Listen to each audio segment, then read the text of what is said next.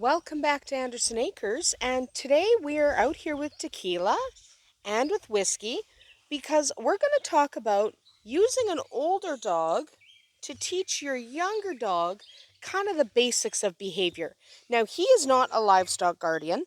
He is a Goldendoodle who is nuts and has to wear shirts. But he is also one of the best behaved dogs you will ever meet in your life. I am not exaggerating there. He is a good dog.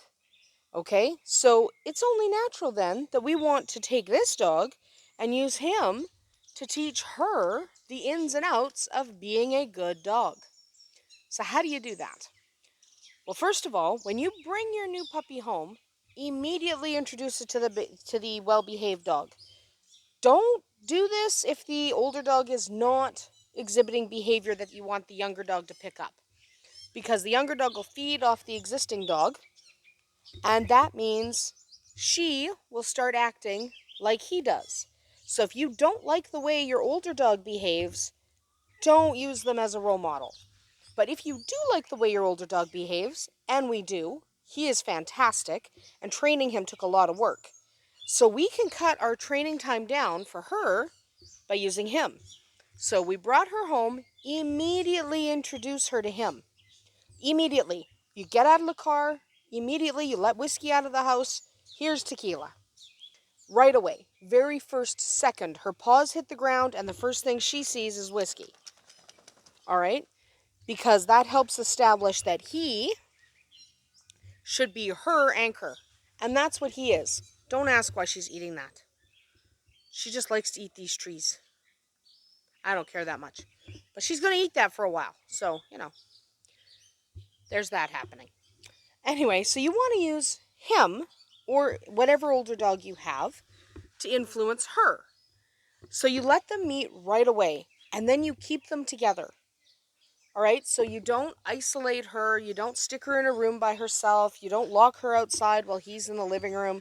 You keep the two of them together. Okay? She's digging over here. She's always digging, she likes to dig. But that's what you do. You keep them together. All right? Keep them together all of the time. So they go out together, they come in together, they check the animals together. So every morning we wander around the farm, we check on the cats and the rabbits, and we check on the horse, and we check on the quail, and the baby chickens and everything. And she goes with us every single time. We're climbing on the logs now. She learned that from Whiskey. Let's climb on the logs. It's fun. So you want to use your older dog to absolutely influence your younger dog. That only works if you keep them together. So we keep them together a lot. There's another point I wanted to make in this video about having two puppies at the same time. We don't do that. We did that one time. Many years ago with Spaniels, we got two of them. We had Hershey and we had Reese. Now, one of them was my aunt's and one of them was my sister's, but my mom had them both for a little bit, and it was chaos. Okay? I don't really buy into the whole littermate syndrome thing. I just don't, because it's not necessarily a thing that happens just because you get two puppies. And it can still happen even if they're not littermates. You can get two puppies from different litters and they can still behave like nonsense dogs. So I never get two puppies at the same time, because two puppies, whether they're littermates or not, will feed off each other. Okay? They will completely feed off each other. They will be completely nuts, and they won't learn the good things that he has to teach.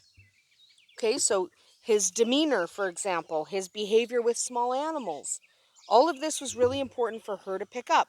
Even though he's not a livestock guardian, because he's not a livestock guardian, but he has so many of the qualities that we want her to have. If we'd gotten two puppies, instead of feeding off of him and learning from him, she would learn from the other crazy puppy. Because let's face it, puppies are crazy. They just are. It doesn't matter how good your puppy is, they're still crazy. Okay? So if you use your older dog, now he's going to be 8 this winter, so he's 7.5 right now. You use your older dog to influence your younger dog. And then now she's all Sandy. which is interesting. But when she is older, 7 or 8, we will get another dog for her to teach because she is going to be phenomenal. She already is phenomenal, really. They are already really, really good. And they are exploring with the cat. Everyone's a group here.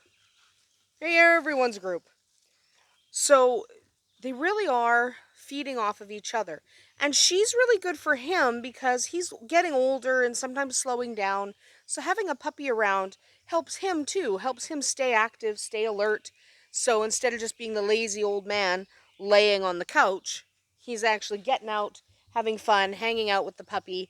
They play a lot.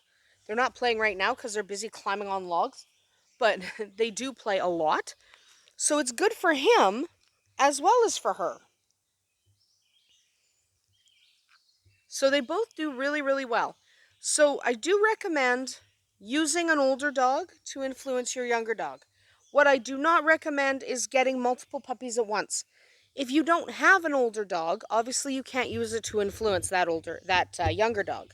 So get the puppy, train it. Like training him was a lot of work because we wanted him to be as phenomenal as he is. Training her will be so much easier. Ignore the laundry on the line. Do not eat the laundry. We don't play with the laundry. Is that why my pants were on the ground? Bet that's why. So yes, use your older dogs to influence the younger one. But only older dogs that are well behaved. If he was a nightmare, then she would end up a nightmare because they spend pretty much every waking minute together. The only time they don't spend together is actually sleeping because Whiskey sleeps with Tristan, and Tequila right now is sleeping in my room. She won't sleep there forever, but that's where she's sleeping right now. Oh, good. We're now digging in mud. That's going to be great. She's going to be sandy and muddy. That's exciting. I actually don't care about digging. Digging's a fine behavior. Digging is just fine. We don't care. You want to dig, you dig. As long as you're not actually digging in the flower bed, that's fine. There is a reason there's a little fence around our flower bed. Anyway, that's a great root. You found a beautiful root. I love it. Love your root. But that is my recommendation for you. Get yourself a puppy and use your older, well-behaved, sweet dog to influence the behavior of that puppy. That's what we do. So when we had Whiskey, we didn't have another dog because what had happened is we had a dog before Whiskey named Brownie. Where'd he go? Over there. So we had another dog before Whiskey named Brownie, but she died fairly young. So we didn't have the time to raise her. She was only 6 when she died, and so we didn't have time to raise her and then get a puppy. But we would have, around, 7, 8, we would have got a puppies for her to train. But we didn't have that, so I had to train Whiskey from scratch. So that's okay too. I mean, obviously he's a fantastic dog. You can train them from scratch. It's not that big a deal.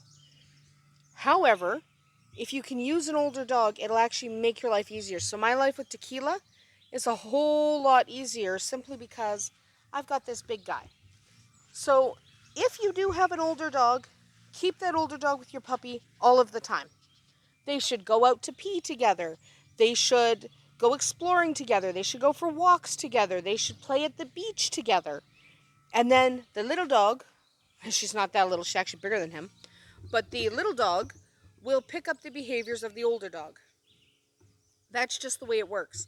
So keep them together. Do everything you can to encourage them to be together. And you will find that you end up with a puppy who didn't take as much work to train as you thought they would. Over here is our puppy. But didn't take as much work as you thought and turns out fantastic. So that is my big recommendation for this week because it makes your life easier. So if you have an older dog, use them. That's about it for us here at Andersen Acres. Tune in next week when we start talking about how to potty train your livestock guardian because yes, it is important. But that's it for now. We'll see you tomorrow.